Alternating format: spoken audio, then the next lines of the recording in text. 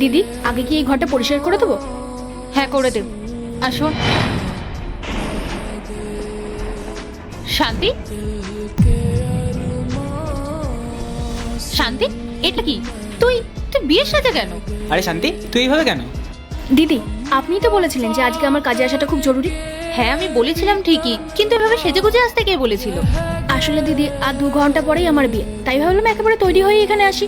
কাজটা শেষ করে সোজা বিয়ের মণ্ডপে চলে যাব। আর আমি যদি তৈরি হয়ে না আসতাম তাহলে তো আমার বিয়ের লগ্নটাই পেরিয়ে যেত। দিদি, আমার বিয়েটা আমার জীবনের গুরুত্বপূর্ণ একটা দিন, কিন্তু আপনার ঘরে কাজও তো আমার একটা দায়িত্ব। দিদি, এই মাসের 15 তারিখে আমার ছুটি লাগবে, সেদিন আমার বিয়ে। শান্তি, তুই তো জানিস সেদিন আমার বাড়িতে অনুষ্ঠান আছে, কত আত্মীয় স্বজন আসবে। আমি একা হাতে এত কিছু কিভাবে সামলাবো? দেখ, ছুটি দিয়ে আমার পক্ষে সম্ভব না, তুই একটু ম্যানেজ কর। দিদি, আমি কি আর শখ করে ছুটি চাইছি? বিয়ের দিন বলে চাইছি। দেখ, 3 ঘন্টা সময় বের করে চলে আসবি, অসুবিধা হবে না।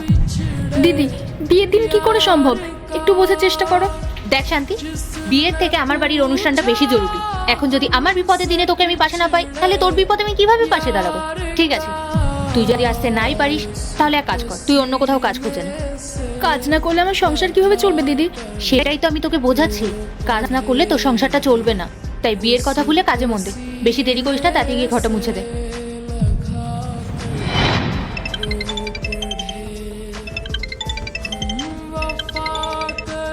হ্যালো মা, হ্যাঁ তুমি একটু পুরোহিতের সাথে কথা বলো না, যদি আমার বিয়েটা 1 ঘন্টা পিছিয়ে নেওয়া যায়।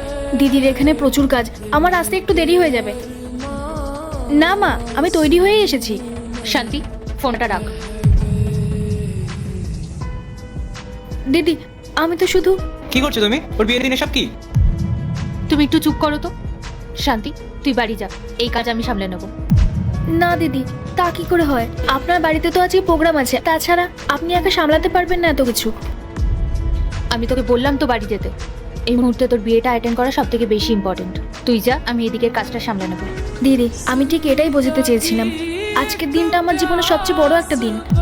দিদি, কাল যখন আপনার মেয়ে বড় হবে, তখন যখন ওর মালিক ওকে বিয়ের দিনে ডাকবে, তখন আপনার খারাপ লাগবে না? শান্তি, আমি আমার ভুলটা বুঝতে পেরেছি। আজকে দেখবো কে শয়তানকে হারিয়ে মাকে জিতিয়ে দেয়। মাকে ভালোবাসলে ভিডিওতে লাইক করে চ্যানেলটি সাবস্ক্রাইব করে দিও, আর শয়তানকে ভালোবাসলে কিছুই করা লাগবে না। আর আমার এই স্বার্থপরতার জন্য আমি তোর কাছে ক্ষমা চাইছি। তুই যা, আর আমি তোর বিয়ের জন্য 2 সপ্তাহের ছুটি দিলাম।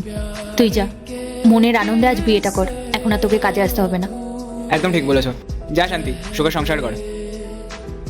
অনেক ধন্যবাদ দিদি, অনেক ধন্যবাদ দাদাবাবু। দিদি, দাদাবাবু, তোমরা যদি সময় পাও অবশ্যই আমার বিয়েতে এসো, আমার কিন্তু খুব ভালো লাগবে।